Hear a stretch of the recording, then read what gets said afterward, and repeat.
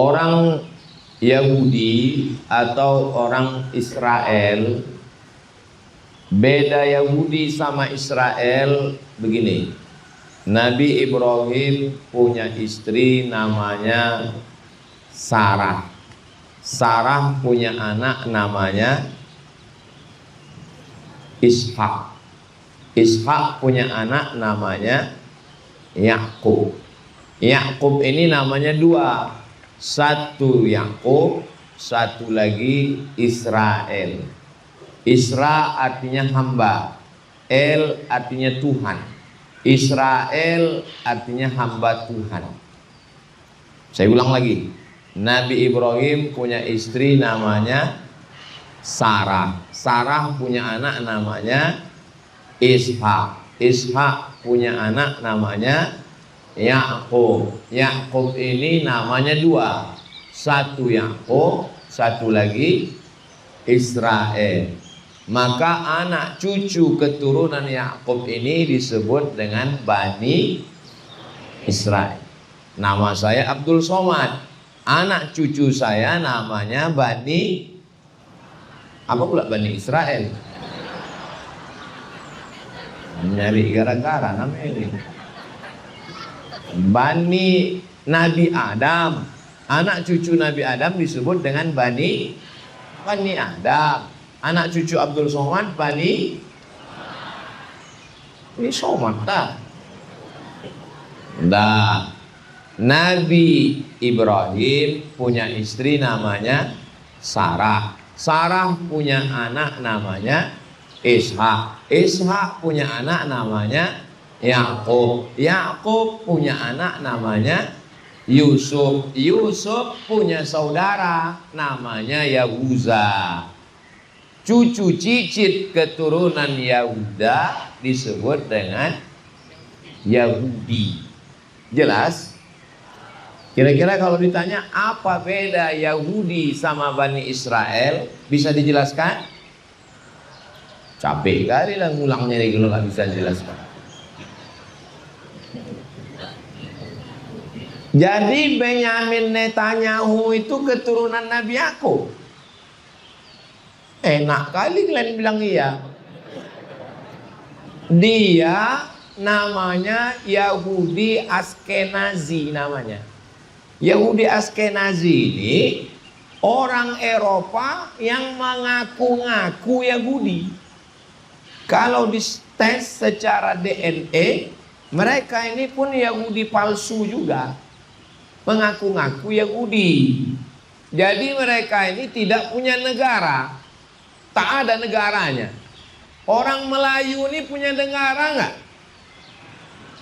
Enggak punya. Orang Melayu negaranya paling atas namanya Kesultanan Langkat. Di bawah Kesultanan Langkat namanya Kesultanan Delhi.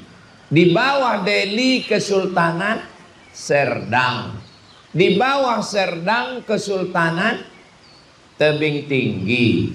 Di bawah Tebing Tinggi Kesultanan Asahan. Kalau nggak bisa jawab, nggak usah jawab, aku sebutkan sendiri. Di bawah Kesultanan Asahan namanya Kesultanan Kualoh. Di bawah Kesultanan Kualoh namanya Kesultanan Bilah Pane. Di bawah Kesultanan Bilah namanya Kesultanan Siak Sri Indrapura. Di bawah Kesultanan Siak namanya Kesultanan Pelalawan. Di bawah Pelalawan namanya Kesultanan Indragiri. Di bawah Indragiri namanya Kesultanan Jambi. Di bawah Jambi namanya Kesultanan Palembang Darussalam.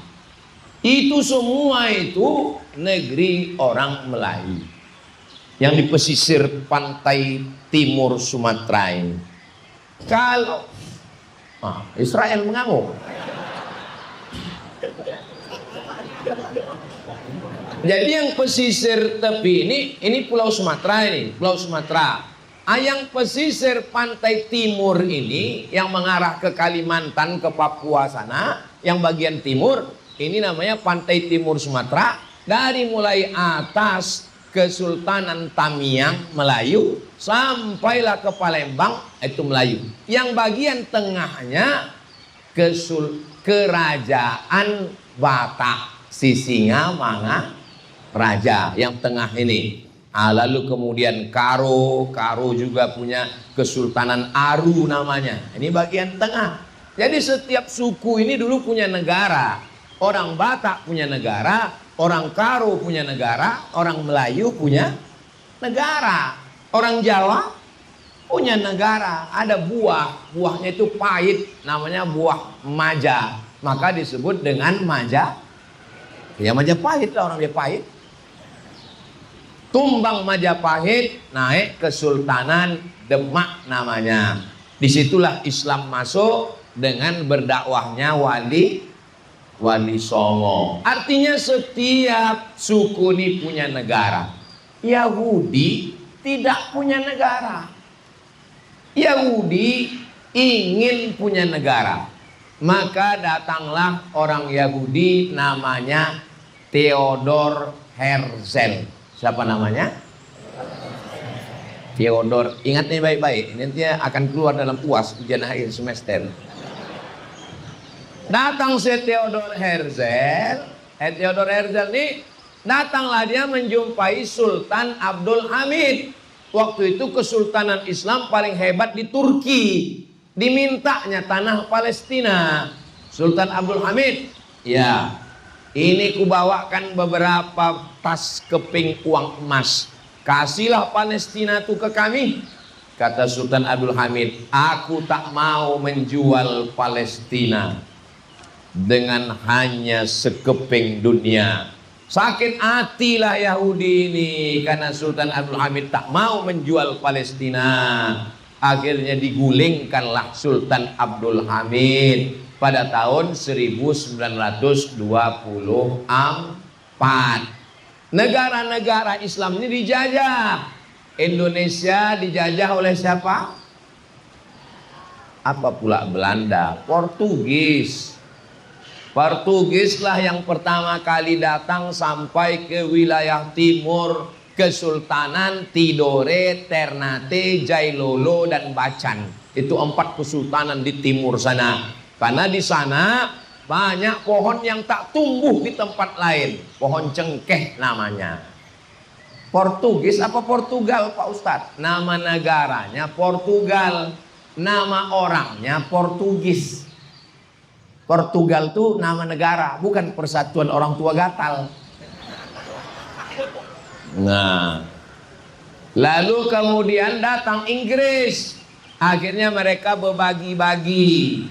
Inggris menjajah Malaysia, Belanda menjajah Indonesia, Spanyol menjajah sebagian Maroko, Itali menjajah Libya, Perancis menjajah Aljazair, Tunisia, Maroko, Mauritania. Umat Islam terjajah. Apakah kita sudah merdeka? Belum. Presiden Soekarno sudah membacakan proklamasi 17 Agustus 1945. Sampainya hati kalian bilang kita belum merdeka. Berdarah-darah mereka memerdekakan negeri ini. Meninggal Sisingamangaraja 12 ditembak oleh Belanda. Enak pula kalian bilang Indonesia ini belum merdeka. Orang Aceh dipancung sama Belanda, sama Tengku Umar. Dibuang seorang perempuan bernama Cut Nyak Din ke Sumedang. Jahatnya. Pahlawan dari Sulawesi namanya Syekh Yusuf Al-Makassari, kuburnya di Afrika Selatan. Datang Nelson Mandela, diberikan penghargaan sebagai pahlawan di Afrika Selatan. Begitulah sadisnya mereka. Akhirnya negara ini merdeka karena teriakan Allahu Akbar. Berarti udah 15 menit aku ceramah. Datanglah Israel, Palestina waktu itu dijajah oleh Inggris.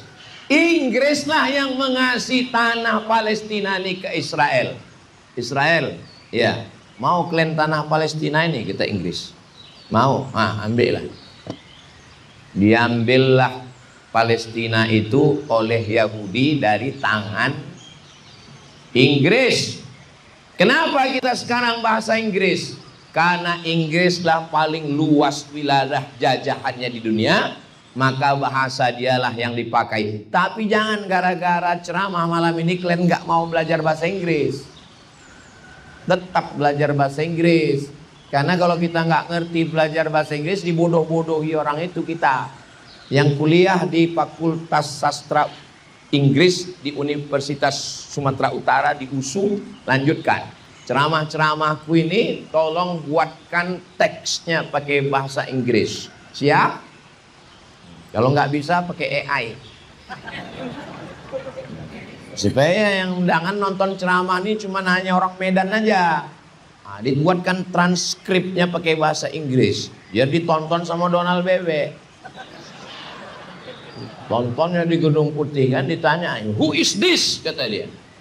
Ditanya sama stafnya, "Mas, iki sopo?" Terus kata stafnya, "This is a Muslim scholar from North Sumatra." Ini adalah sarjana Muslim dari Sumatera Utara. What his name? Jenenge sopo? His name is Professor Abdul Somad. Oh, amazing, kata dia. Amazing, amazing itu maksudnya mantap kali dia, kata dia kan. Terus dipanggilnya CIA sama Mossad. Come here. What do you want, Mister? Kill him. Kill him, maksudnya pateni aja gitu. Bapak Ibu yang dimuliakan Allah Subhanahu wa taala. Tahun 1946 tak ada lagi Turki Utsmani yang melindungi Palestina ini. Akhirnya Inggris menyerahkan bulat-bulat Palestina itu kepada Israel. Berdatanganlah orang-orang Israel dari seluruh dunia, dari Rusia, dari Eropa, dari Amerika. Berdatanganlah mereka ke Palestina. Pertanyaannya, kenapa mereka pulang kampung? Kan udah enak mereka di Eropa, sudah nyaman mereka tinggal di sana. Kenapa mereka mau tinggal di gurun pasir, tandus? Kenapa mereka mau balik ke Palestina? Kalau saya ceramah itu macam bunyi bertanya, jangan stres, nggak usah ketakutan. Nanti ku jawab sendiri. Apa yang mereka cari? Mereka sudah hidup di Eropa, mereka sudah hidup di Amerika, mereka sudah hidup di Arab. Kenapa mereka mau balik ke Palestina? Gurun pasir, tandus, kering kerontang. Satu keyakinan, mereka meyakini bahwa akan turun dari langit namanya Mesiah. Bahasa mereka, bahasa Ibrani. Siapa namanya? Mesiah. Mesiah artinya tukang usap. Diusapnya begini. Diusapnya orang kena penyakit kusta, sehat.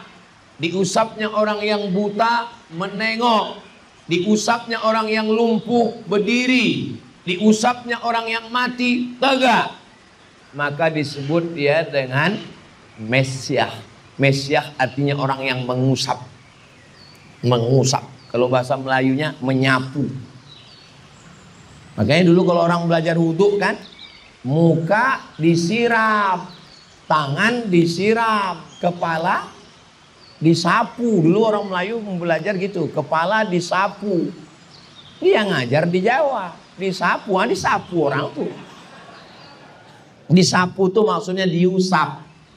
Kalau kita berwudhu, kepala itu tidak disiram.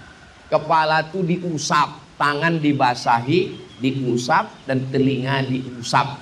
Dia mengusap. Diusapnya orang kena kusta, sehat. Diusapnya mata orang buta, nengok. Diusapnya orang lumpuh, berdiri. Diusapnya orang mati, hidup. maka disebut dia dengan Mesiah namanya. Bahasa Arabnya Al-Masih. Al-Masih. Jadi kalau begitu Pak Ustadz, kita sama-sama menunggu Al-Masih. Kita juga sedang menunggu Al-Masih. Yahudi juga sedang menunggu Mesiah. Yang asli namanya Al-Masih Isa ibnu Maryam. Yang KW namanya Al-Masih Dajjal. Makanya sebelum salam kita minta 5. Allahumma inni a'udzubika min adzabi jahannam wa min adzabil qabri wa min fitnatil mahya wal mamat wa min syarri fitnatil masih. Aku nggak pernah baca itu Pak Ustadz. Iyalah, tasyahud kau sampai fil alamina innaka hamidum majid. Coba teruskan.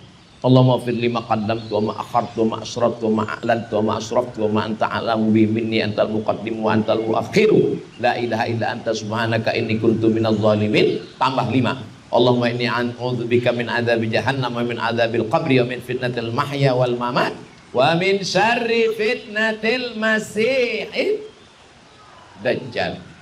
Sama, mirip dia macam Al-Masih Isa. Tapi yang ditunggunya adalah Al-Masih Dajjal. Menurut keyakinan mereka, Al-Masih Dajjal ini akan turun. Syaratnya apa? Syaratnya Yahudi dari Amerika, Yahudi dari Eropa, Yahudi dari Maroko, Yahudi dari Rusia, semuanya mesti kembali ke Palestina. Nah, pertanyaannya, sudah kembalikah Yahudi ke Palestina? Kita tanya sama Google. Berapakah orang Yahudi sekarang di Palestina? Kadang zaman sekarang ini bagus kita nanya sama Google daripada sama orang. Berapa Yahudi di Palestina? Tapi kalau mau nyari tempat ceramah jangan tanya di Google. Kami berapa kali ke kuburan diarahkannya. Kutanya sama dia tadi, berapa Yahudi di Palestina?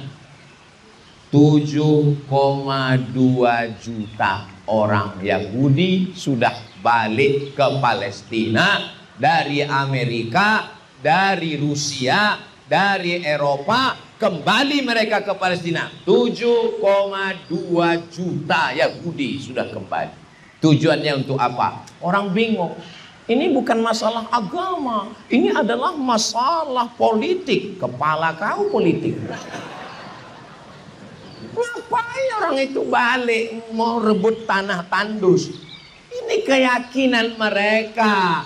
Mereka meyakini bahwa Mesiah itu turun nanti di Palestina. Syarat yang pertama, dia mesti disambut oleh orang Yahudi. Itulah keyakinan mereka. Sama. Saya kan mau turun ke sini tadi setelah Yahudi pula. Setelah jamaah ini ramai. Saya tanya tadi, gimana Ustaz Iqbal? Turun kita? Jangan dulu. Yahudi belum kumpul kata dia. Astagfirullah, Yahudi. Jamaah belum kumpul. Jadi Mesiahnya itu sekarang lagi sedang nunggu ditengoknya. Udah ramai belum? Kata dia. Belum, nantilah kata dia. Nantilah aku turun kata dia. Jadi udah agak-agak ramai baru kita turun ya kata dia. Nah, begitulah sekarang sedang nunggu. Menurut mereka ini ceritanya menurut mereka. Syarat yang kedua apa lagi? Baru turun Mesiah tadi. Tanah Palestina itu mesti merah. Tanah warnanya hitam, coklat. Tanah warna tanah lah. Dia mau turun kalau tanah Palestina itu sudah kayak mana lah mau merdekakan Palestina. Sound system koslet aja terkejut.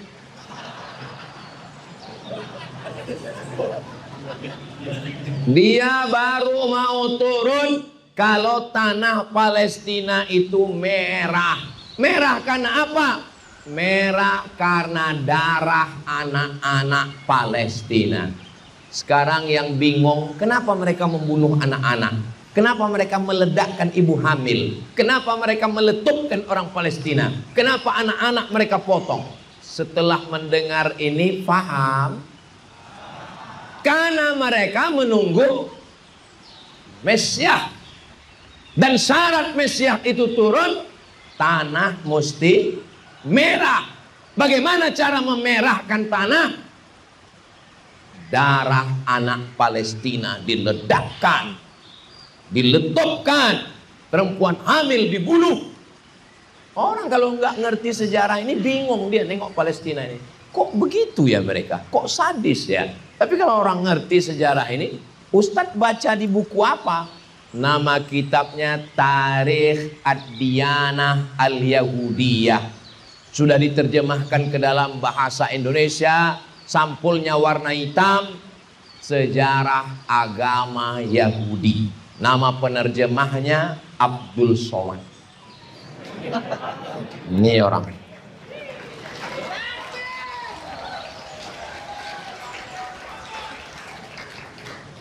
Ku cari dulu sampulnya ya.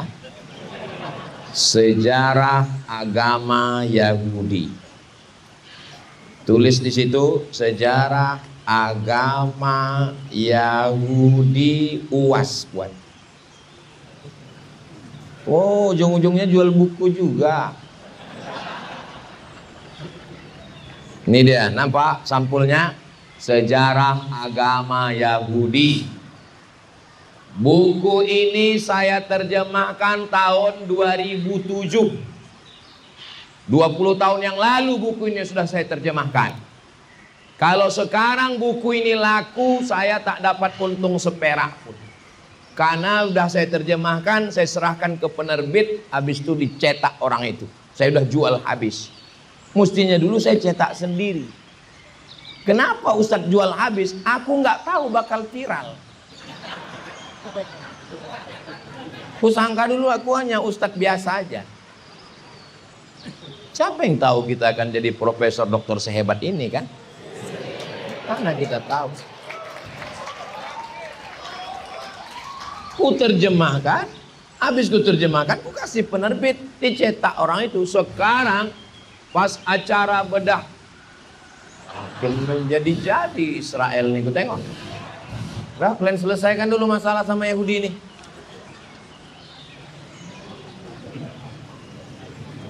Bismillah.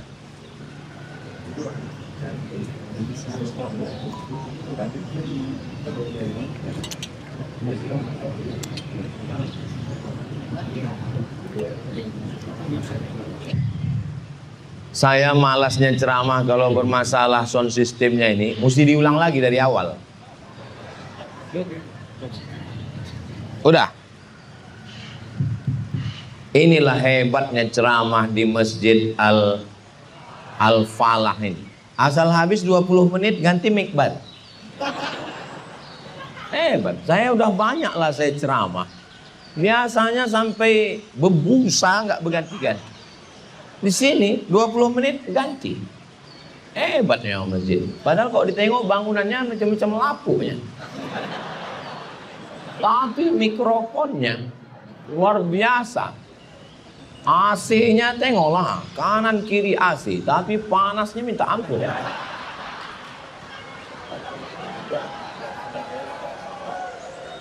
Nah, Mesias tadi mau turun, syarat yang pertama Yahudi mesti balik karena dia mau disambut oleh Yahudi. Yang kedua, tanah mesti merah karena dibunuh anak-anak Palestina. Yang ketiga, dia mau ditanam pohon, pokok kayu. Dia tidak mau pokok sawit.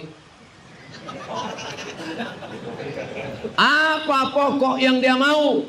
Nama pokoknya Syajaratul Gharqad namanya. Pohon gharqad. Bagaimana pokok gharqad itu Pak Ustadz? Tulis di Google.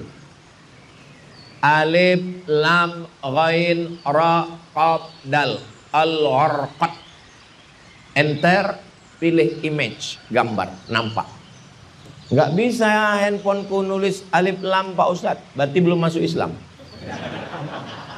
Mu'allab kan dulu dia.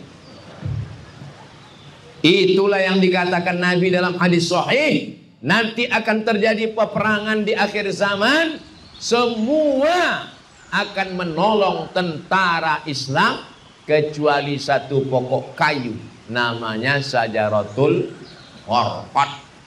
Dari Kairo kami naik mobil 1 hari sampai ke Arish. Dari situ kami terus lagi sampai ke satu kota namanya Rafah. Tahun 1999 saya ke Rafah. Rafah ini macam Medan dibagi 2. Sebelah punya Mesir, sebelah diambil Israel. Di tengah itu pagar listrik dengan tekanan tinggi listrik, nggak boleh dipegang. Jadi kami menengok dari jauh. Kalau dipegang terbakar kita. Nampaklah dari jauh pohon tinggi. Saya tanya, Syekh, ayu syajaratin tilka, pohon apa itu? Kata Syekh menjawab, Syajaratul Gharqad. Mereka memang tanam hijau pohon gharqad. Kenapa? Karena mereka nanti akan berlindung di balik pohon gharqad. Begitulah keyakinan mereka. Dan disitulah makin yakin saya tentang hadis Nabi Muhammad Sallallahu Alaihi Wasallam. Enggak ada ditanam orang tuh pokok mangga, enggak ada musangking, gharqad ditanamnya, karena dia yakin di situ nanti dia akan berlindung waktu perang. Apalagi mereka paling sakit hati sama Kaisar Nebukadnezar. Siapa namanya? Kaisar Nebukadnezar, Raja Babel. Babel itu Babelonia, sekarang Irak, bukan Bangka Belitung. Karena Nebukadnezar ini dulu meluluh lantakkan Yahudi, maka mereka marah dengan Irak. Itulah kenapa syarat Mesias ini turun, Irak harus dihantam. Siapapun presiden Amerika yang naik, maka program pertama adalah menghantam Irak. Waktu George Bush naik, apa yang pertama dihantamnya? Irak, ditembaknya Irak. Ustaz kok tahu? Saya selesai kuliah di Al-Azhar Kairo tahun 2002. Waktu haji ke Makkah jumpa sama kawan-kawan dari Irak. Mat, kau mau S2 kemana? Aku mau S2-nya lagi nyari yang gratis. Oh, kita ke Baghdad aja. Apa nama universitasnya? Namanya Universitas Saddam Hussein. Berapa biaya kuliahnya? Free, gratis. Bisa haji tiap tahun naik bis dari Baghdad ke Madinah. Saya pun sudah menentukan arah. 2002 aku akan S2 ke Baghdad. Begitu saya selesai kuliah, datang George Bush, ditembaknya Baghdad. Universitas Saddam Hussein rata dengan tanah. Itulah maka saya gagal S2. Habis itu saya pun balik ke Malaysia, dari negeri 1000 menara ke negeri 1000 makcik. Malaysia. Masuk saya ke UKM, University Kebangsaan Malaysia. Di sana saya 2 semester. Habis itu saya tetap mencari beasiswa. Akhirnya saya dapat beasiswa di Maroko. Begitu ceritanya. Maka saya ingat betul Baghdad ini dipukul habis. Setiap presiden Amerika naik, yang dibantainya Baghdad. Kenapa Baghdad? Karena Baghdad adalah Babelonia, dan orang Yahudi sakit hati sama Raja Irak. Kan bodoh kali lah Yahudi ini. Misalnya nenek moyang kita dulu ditembak Belanda, terus datanglah turis Belanda kemari. Apa kita tembak Belanda itu? Enggak kan? Kenapa? Karena yang menjajah kita dulu kan nenek moyang dia dulu. Everdome kata dia. Nenek moyang dia dulu. Mana pula cucunya? Tapi memang orang Yahudi ini dendam kesumat. Yang menghantam Yahudi Nebukadnezar 3000 tahun yang lalu. Nah, Irak sekarang dibantainya. Memang Yahudi ini gila, memang agak lain memang otaknya. Ada buku saya beli kecil di rumah, sampulnya gambar Fir'aun, gambar mumi Fir'aun. Jadi waktu zaman Presiden Mesir namanya, setelah Gamal Abdul Nasir, Anwar Sadat. Memang susah ceramah dekat orang pikun memang. Setelah Gamal Abdul Nasir, nama presidennya Anwar Sadat. Jenazah mumi badan Fir'aun itu letaknya di samping Sungai Nil. Ini Sungai Nil, di samping itu ada namanya Tahrir Square. Nanti masuk ke Tahrir Square menengok Fir'aun. Tanya aja sama polisi, ihdinas siratal Fir'aun. Tunjukkan saya mana jalan Fir'aun. Saya pun naiklah ke atas mau jumpa Fir'aun. Saya tanya security, huwa fin? Fir'aun di mana? Saya bilang, di atas katanya. Hebat juga, di atas juga. Walaupun dah mati dia di atas. Pas saya mau masuk ke kamar Fir'aun, bergetar jantung saya. Kenapa? Tiketnya mahal. Tertulis di sini $100. Padahal di bawah udah bayar. Bayar lagi. Masuk ke dalam. Saya bawa kamera mau foto. No picture. Mamnu' taswir. Nggak boleh pula dipoto. Makanya kalau ada orang bilang jangan foto saya, berarti dia di dalam kaca. Di dalam kaca macam akuarium begini aja. Karena udah bayar mahal, rugi nggak kita tengok kan? Saya tengoklah dekat-dekat. Tengok rambutnya ini macam rambut jagung merah, hidungnya mancung melengkung, nggak berbaju, pakai anduk aja. Makanya kalau ada orang suka pakai anduk aja, pakai anduk, bingung. Matanya mulut, saya tengok jari-jari ini panjang, kurus-kurus, kuku panjang, saya tengok lama seperti. Pas saya tengok matanya, takut pula dia berkedip. Jadi pada zaman Presiden Anwar Sadat, waktu itu panglima perang Israel ini namanya Musa Dayan. Coba cari gambar Musa Dayan, jenderal angkatan darat panglima perang Israel yang matanya buta sebelah. Musa Dayan. Kata Musa Dayan, Presiden Anwar Sadat, ya, ini mumi Fir'aun ini kena virus. Nanti busuk dagingnya. Terus tolong kita bawa ke Prancis supaya diobati. Akhirnya Presiden Prancis namanya De Gaulle. Siapa namanya? De Gaulle. Menelpon Anwar Sadat. Anwar Sadat, biado kata dia. Sehat kata Anwar Sadat. Bisa kita bawa itu jenazahnya ke Prancis? Ya. Dibawalah mumi ini ke Prancis dengan alasan mau diobati karena bervirus.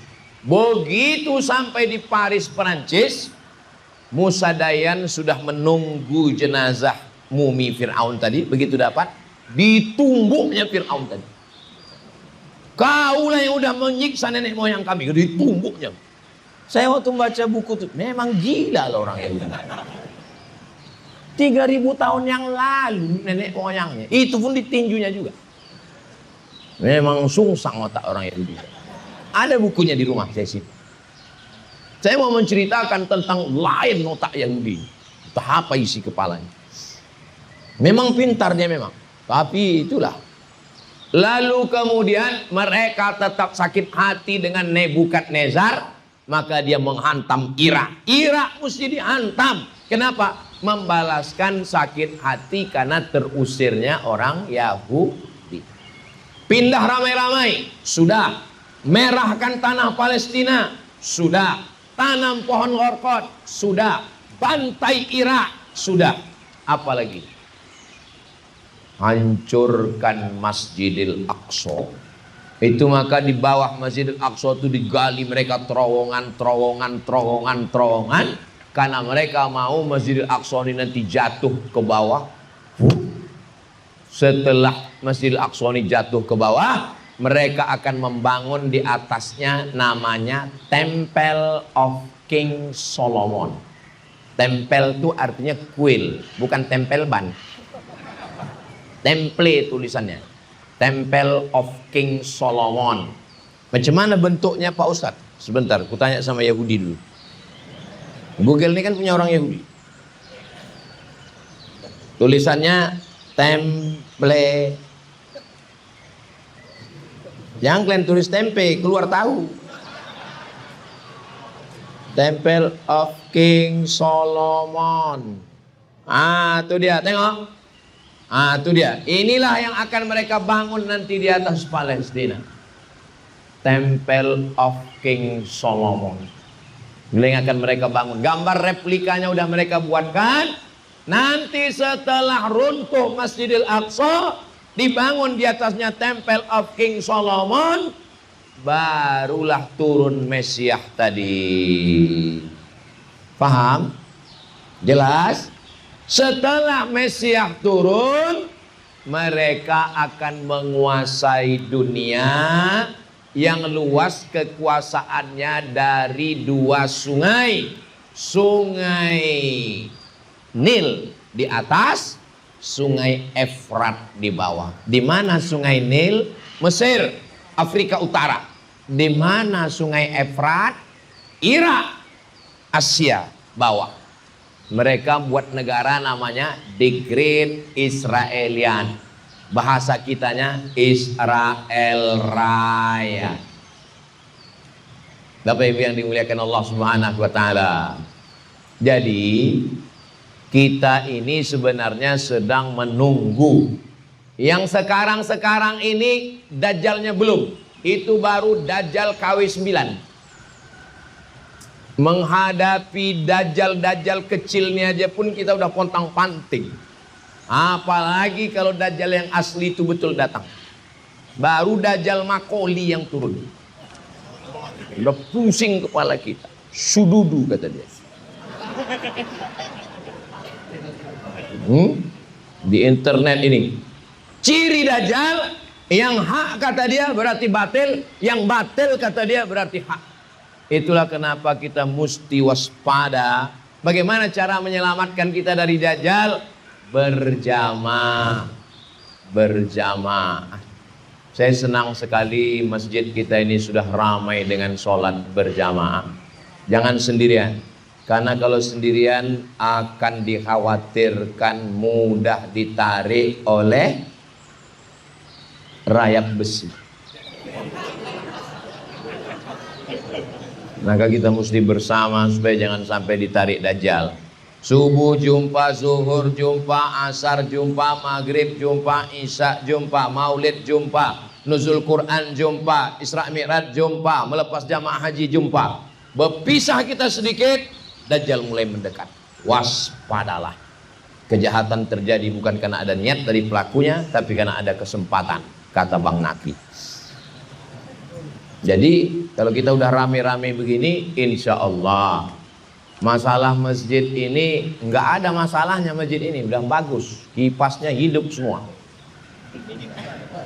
AC-nya hidup semua, tapi panas juga. Kenapa?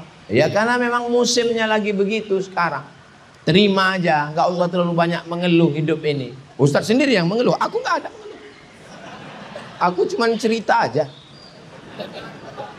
Nah, baca Quran surat Al-Kahfi malam Jumat. Man qara'a surat Al-Kahfi yaumal Jum'ah. Siapa yang baca surat Al-Kahfi malam Jumat, pagi Jumat, siang Jumat, petang Jumat, adha'a lahu min nur. Allah berikan dia cahaya. Dengan cahaya itu nanti dia bisa membedakan mana hak, mana batil, mana betul, mana batil, mana bengkok, mana lurus, mana hitam, mana putih. Doa, Allahumma arinal haqqa haqqa warzuqna ittiba'ah wa arinal batila batila warzuqna ijtinabah. Jangan sendirian. Sendirian nonton internet, tengok medsos, nyasar, mati dalam kesendirian. Jangan sendirian. berjamaah. Alhamdulillah kita sudah berjamaah ramai di Masjid Al-Falah ini. Penuh. Pintu sebelah kanan penuh, pintu sebelah kiri penuh, pintu belakang penuh. Cemanalah aku mau keluar nanti.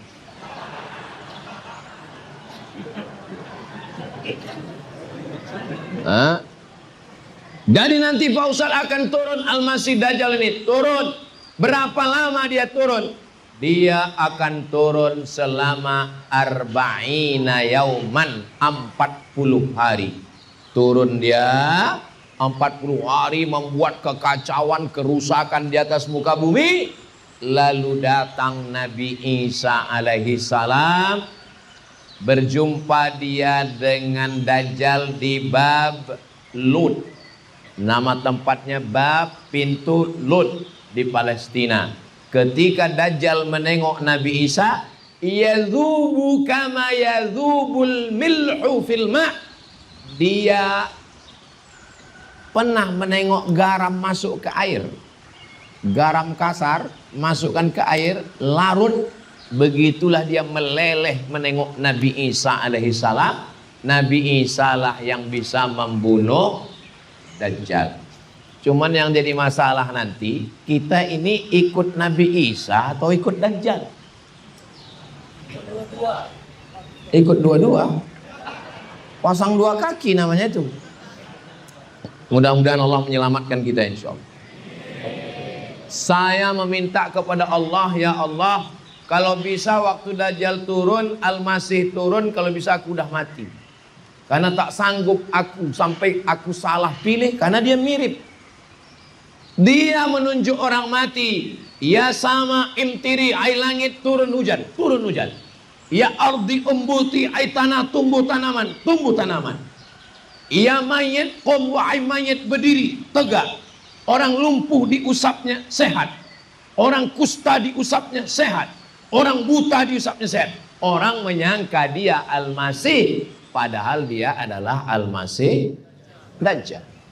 Turun Nabi Isa alaihissalam, berjumpa dengan Dajjal di bab Lut. Meleleh Dajjal itu macam garam meleleh kena air. Nabi Isa lah yang berhasil membunuh Dajjal. Nabi Isa hidup selama 40. Oh, kalau begitu dia 40 tahun. Dua pendapat. Pendapat yang pertama mengatakan 40 tahun. Pendapat yang kedua mengatakan 7 tahun. Kenapa pendapat kedua mengatakan 7 tahun? Karena umur Nabi Isa waktu diangkat 33.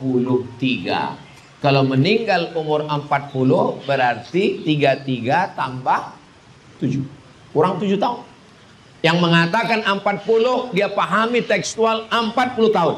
Masalah Nabi Isa hidup 40 tahun lagi atau 7 tahun lagi nggak usah kita urus. Yang perlu kita urus berapa menit lagi ceramah ini. Tadi saya mulai jam 9 kurang 15. Sekarang sudah jam 9.30. Berarti 15 menit lagi saya ceramah. Lalu kemudian setelah 40 tahun bisa 7 tahun menggenapkan 40. Apa yang dilakukan Nabi Isa? Yukasirus salib, menghancurkan berhala salib. Wa yaqtulul khanazir, membunuh babi-babi. Wa yadha'ul jizyah, menghapuskan pajak. Nah, jadi Bapak Ibu yang mengeluh sekarang pajak STNK, BPKB, pajak tanah, sabarlah, nanti Nabi Isa turun hilang pajak ini. Wa yadha'ul jizyah. Lalu kemudian setelah itu dunia sudah adil, damai, adem, ayem. Nabi Isa tidak membawa syariat baru. Dia tidak membawa agama baru. Dia mengikuti syariat Nabi Muhammad sallallahu alaihi wasallam. Selesai tugas misinya, Nabi Isa meninggal dunia di kota Al-Madinah Al-Munawwarah, dikuburkan. Setelah itu barulah orang-orang beriman yang baik-baik meninggal. tinggallah yang jahat, hantu setan, nyiblorong, sundel bolong, mak lampir, suster ngesot, Dracula, gondoruo, babi ngepet. Itulah yang nanti merasakan huru hara hari kiamat. Itulah makna doa kita. Allahumma inni a'udzubika min adzabi jahannam wa min adzabil qabri wa min fitnatil mahya. Selamatkan aku dari azab hidup wal mamat. Masalah apakah Dajjal sudah lahir, di mana KTP-nya, alamat, nggak usah dicari-cari. Kita fokus aja menjaga diri supaya tak terikut Dajjal. Bagaimana cara menyelamatkannya? Berjamaah, membaca zikir pagi petang, 9 zikir pagi petang. Tapi katanya zikirnya banyak, 9. Istighfar, Al-Fatihah, Qul huwallah, Al-Falak, An-Nas, pangkal Al-Baqarah, ayat kursi, ujung Al-Baqarah, afdalu dzikri fa'lam annahu la ilaha illallah.